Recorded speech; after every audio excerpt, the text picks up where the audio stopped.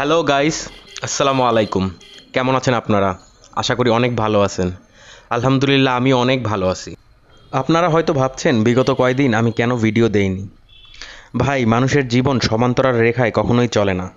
Ups and downs থাকেই। আমার লাইফেও আছে। ওই সব ঝামেলা মেটাতে গিয়ে আর সময় হয়ে ওঠেনি।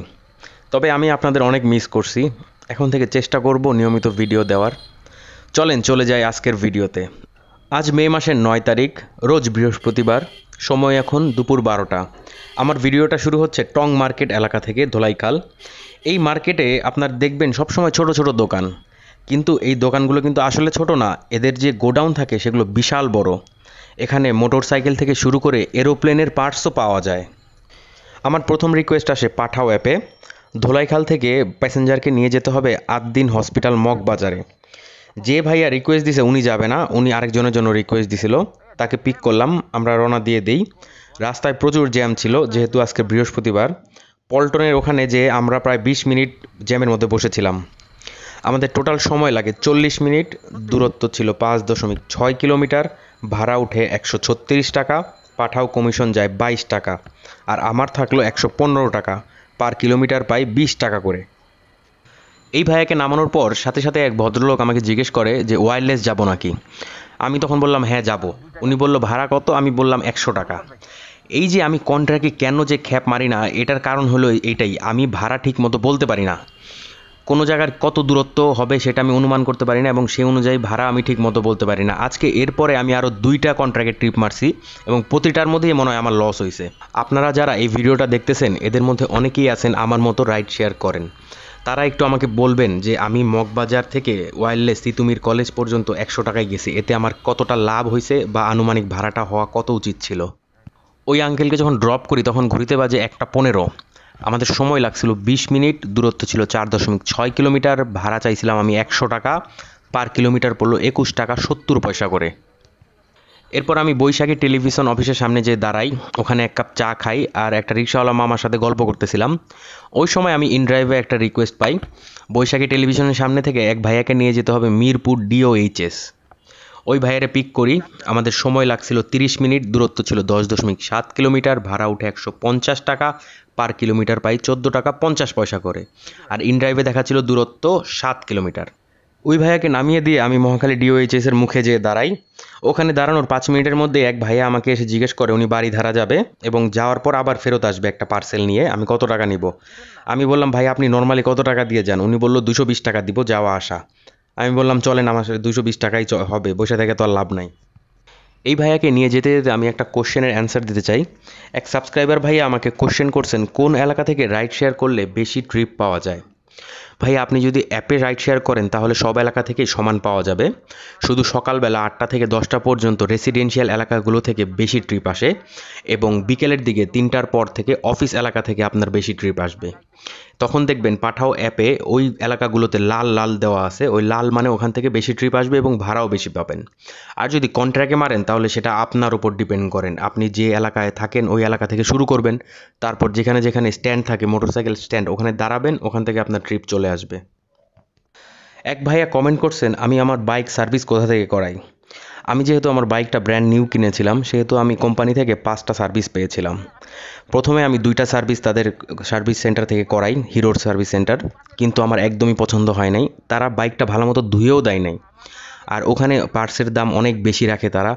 যাওয়ার পরে বলতেছে প্রতিবারই এয়ার ফিল্টার চেঞ্জ করতে হবে। আমি প্রথম সার্ভিস দিয়েছিলাম ৭০০ কিলোমিটার চালানো অবস্থায়, যাওয়ার পরেই বলে এয়ার ফিল্টার নষ্ট হয়ে গেছে, এবং তারা অনেক বেশি টাকা রাখে পার্টসের জন্য।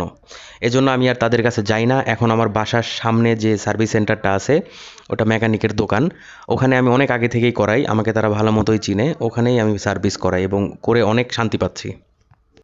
আরেকটা কথা, অনেক ভাইয়ারাই আমার সাথে যোগাযোগ করার জন্য আমার নাম্বার চাচ্ছেন।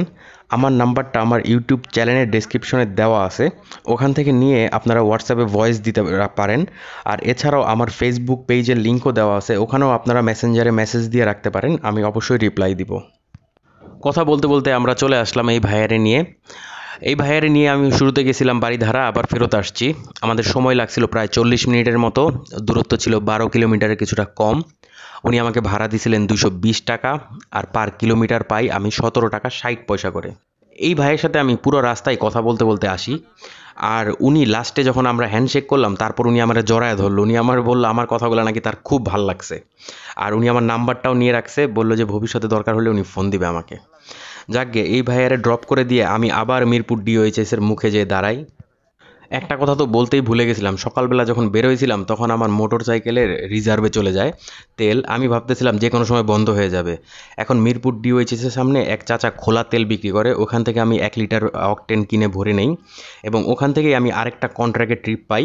ওই ভাইয়া যাবে ডিওএইচএস থেকে মোহাম্মদপুর রায়ের বাজার। ভাইয়া আমাকে জিজ্ঞেস করলো কত টাকা ভাড়া নেবেন, আমি তো বলতে পারতেছিলাম না, আমি বললাম 150 টাকা। উনি বললো ভাই আপনি কি চিনেন রাস্তা, ভালো মতো চিনা তারপরে বলেন। আমি বললাম দাঁড়ান ভাই অ্যাপে দেখি। তারপর পাঠাও অ্যাপটা অন করলাম, দেখলাম ওইখানে ভাড়া আসলো 210 টাকা। উনি আমাকে বললো আপনার আমি 200 টাকা দিব। আমি তো চিন্তা করে দেখলাম যাক ভালোই তো হইলো, যদি পাঠাওতে যাই 210 টাকা ভাড়া আসলে মিনিমাম 40 টাকা চলে যাবে ওই পাঠাও কমিশনে, আর এখানে আমি 200 টাকায় পকেটে ভরতে পারতেছি। যাক গে তারপর তারা নিয়ে রওনা দিয়ে দিলাম। ওই ভাইয়ারে নিয়ে যাওয়ার সময় কোথাও তেমন কোনো জ্যাম ছিল না, শুধুমাত্র মিরপুর 10-এর সিগনালে আমরা 20 মিনিট দাঁড়ায় আছিলাম। পথে থেকে উনি আবার একটা তেহারির দোকান থেকে তেহারি কিনে নিল। আমাদের যাইতে সময় লাগে প্রায় 50 মিনিটের মতো, দূরত্ব ছিল 12 কিলোমিটারের কিছু বেশি। ভাড়া আসছিল 200 টাকা, পার কিলোমিটার পাই আমি 15 টাকা করে। এখন আপনারাই একটু বলেন মিরপুর ডিওএইচএস থেকে এই রায়ের বাজার পর্যন্ত 200 টাকায় ভাড়া মারাটা কি আমার ঠিক হয়েছে না লস হয়ে গেল?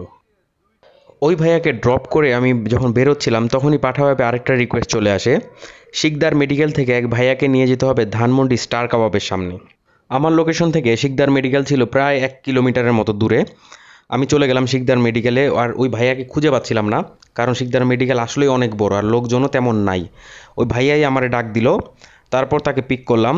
আমাদের সময় লাগছিল প্রায় 18 মিনিট, দূরত্ব ছিল 4 কিলোমিটার, ভাড়া আসছিল 101 টাকা, আর ডিসকাউন্ট ছিল ভাইয়ার 51 টাকা। পাঠাও কমিশন যায় 15 টাকা, আমার থাকলো 84 টাকা, পার কিলোমিটার পড়লো 21 টাকা করে।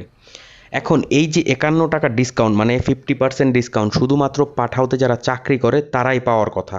এখন এই ভাইয়া আমার মনে হয় না এটা উনার অ্যাকাউন্ট, এটা হয়তো বা উনার কোনো আত্মীয় স্বজন বা বন্ধু বান্ধবের অ্যাকাউন্ট উনি ইউজ করে, আর এই যে এই আধা আধা অর্ধেক যে ডিসকাউন্টটা এটার মজা নেয়।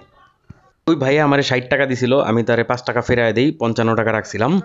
এরপর আমি ওখানেই দাঁড়াই, এক বোতল পানি কিনে খাই। তখন ঘড়িতে সময় 3টা, আর তখন আমি জিগাতলা থেকে আরেকটা ইনড্রাইভের রিকোয়েস্ট ধরি টিটিপাড়া বাস স্ট্যান্ড।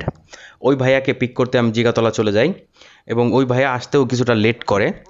তারপর তাকে নিয়ে আমার পৌঁছাতে প্রায় 50 মিনিট লেগে যায়, কারণ প্রচণ্ড জ্যাম ছিল রাস্তায়, আর দূরত্ব ছিল 8.7 কিলোমিটার। ভাড়া দেখাচ্ছিল 150 টাকা, পার কিলোমিটার আমি পাই 17 টাকা করে। ওই ভাইয়াকে যখন ড্রপ করি তখন ঘড়িতে সময় 4টা, আর আমার টার্গেটও যেহেতু ফিল আপ হয়ে গেছে আমি তখন বাসার দিকে রওনা দিয়ে দিই। রাস্তায় পুলিশ চেকপোস্টে এক সার্জেন্ট আমাকে থামাইছিল কাগজপত্র দেখার জন্য, কিন্তু কাগজপত্র দেখে সে আমাকে ছেড়ে দেয়, সব কিছু ঠিক ছিল।